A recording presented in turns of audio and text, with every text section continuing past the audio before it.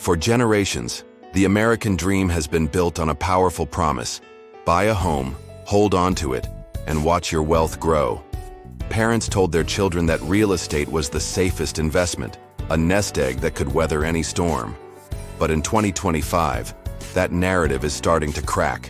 Adjusted for inflation, U.S. housing wealth has declined over the past year. A sobering reminder that homes are not the unshakable wealth-building engine many believe them to be. While property ownership still has value, the idea of guaranteed appreciation is no longer holding true. The housing market, once the bedrock of middle-class security, is showing signs of fragility, and it's reshaping how Americans think about real estate, investment, and financial planning. The myth of perpetual appreciation. For decades, homeownership was sold as a pathway to guaranteed prosperity.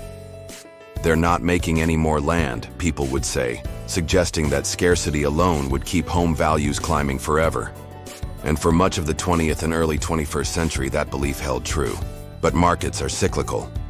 Interest rate hikes, inflation, wage stagnation, and demographic shifts are proving that housing values don't always move in a straight line upward. While nominal prices in some areas have remained steady, inflation-adjusted wealth tells a different story. Homeowners are actually losing value in real terms. Inflation, the silent wealth killer. Why does this matter? Because inflation erodes purchasing power. A home that appreciates 3% in price during a year of 5% inflation is effectively worth less. On paper, the number is higher, but the wealth it represents is weaker. In 2024-2025, inflation has continued to pressure households. At the same time, higher mortgage rates have cooled demand. This combination means that while home prices may not be collapsing, their real value is shrinking, and so is the wealth of homeowners. How housing wealth typically works. Homeownership builds wealth in two main ways: equity accumulation. Paying down a mortgage increases the owner's stake in the property.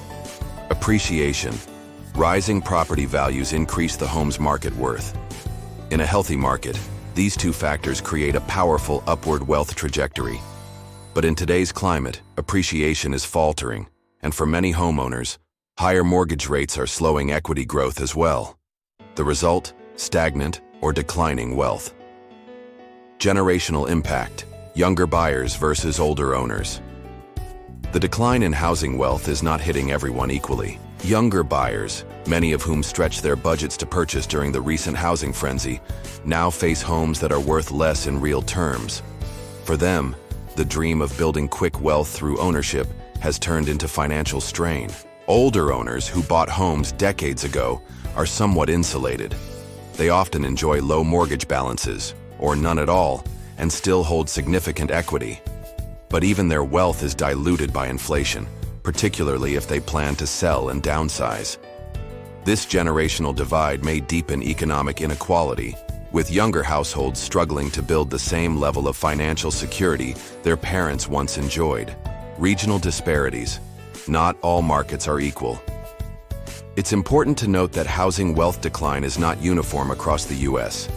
Boomtowns cooling off. Markets like Austin, Boise, and Phoenix, which saw explosive growth during the pandemic, are now experiencing sharper corrections. Stable metros. Cities with limited housing supply like New York and San Francisco are more resilient, but even there, inflation-adjusted gains are minimal. Rising suburbs. Some affordable suburbs are still attracting buyers, but rising prices in these areas often outpace wage growth, leading to affordability challenges. This uneven landscape highlights that while housing wealth is declining nationally, local dynamics can still create pockets of opportunity or risk. The mortgage rate factor. Another critical piece of the puzzle is interest rates. Mortgage rates climbed significantly in 2023 and 2024, reducing affordability and pushing many potential buyers to the sidelines. As demand cools, so does upward price pressure. For existing homeowners, refinancing has become nearly impossible. Those locked into ultra-low pandemic-era mortgages are reluctant to sell, keeping supply tight. Ironically, this supply squeeze has prevented dramatic price crashes, but it hasn't stopped the inflation-adjusted erosion of wealth. Rethinking the home as an investment, with housing wealth no longer a guaranteed escalator. Americans are rethinking the role of homeownership.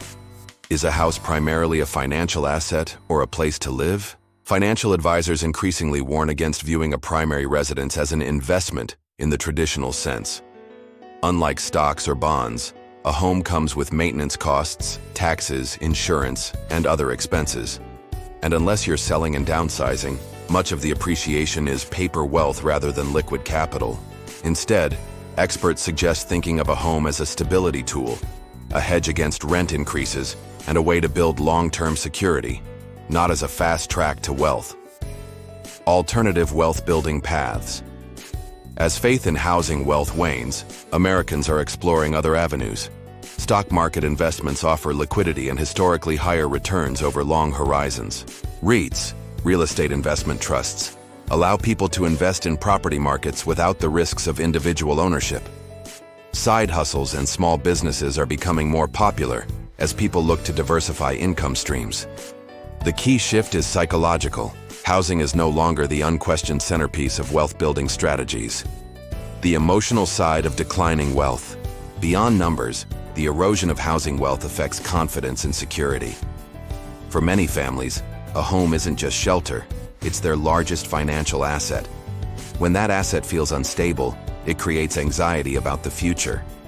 This shift may also influence consumer behavior.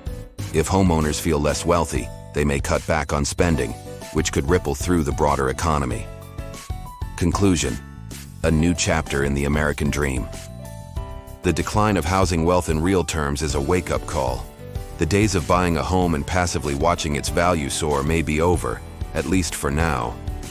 Inflation, high interest rates, and shifting demographics have combined to shake one of the strongest cultural and financial assumptions in America. But this doesn't mean home ownership has lost its value. It still provides stability, pride, and a safeguard against rising rents. What's changing is the narrative.